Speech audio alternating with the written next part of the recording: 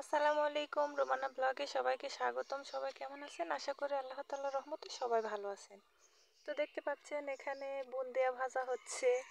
তো বুন্দিয়া ভাজার কারণ কালকে আমাদের বাড়িতে হালখাতা হবে, এই জন্য বুন্দিয়া ভাজতেছে।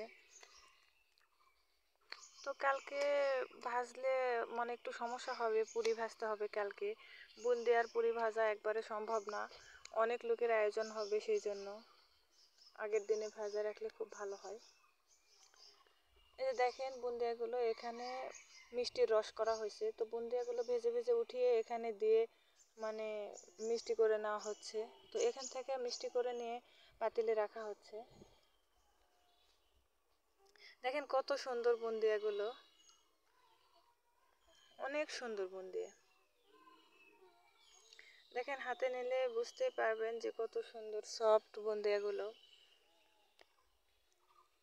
অসম্ভব সুন্দর।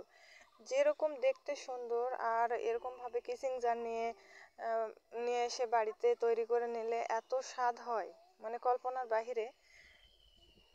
দেখেন কালারটা দেখলেই বুঝতে পারবেন যে অসাধারণ একটা সুন্দর কালার আসছে। আর যেরকম কালার দেখতেছেন বা বুন্দিয়ার সাইজ দেখতেছেন, ঠিক খেতে তার চাইতে অনেক গুণ বেশি স্বাদ, অনেক অনেক গুণ বেশি সুস্বাদ।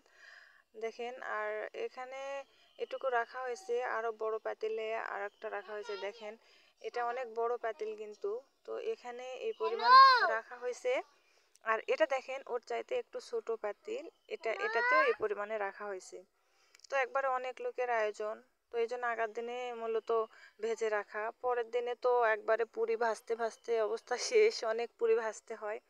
তো মিষ্টি আর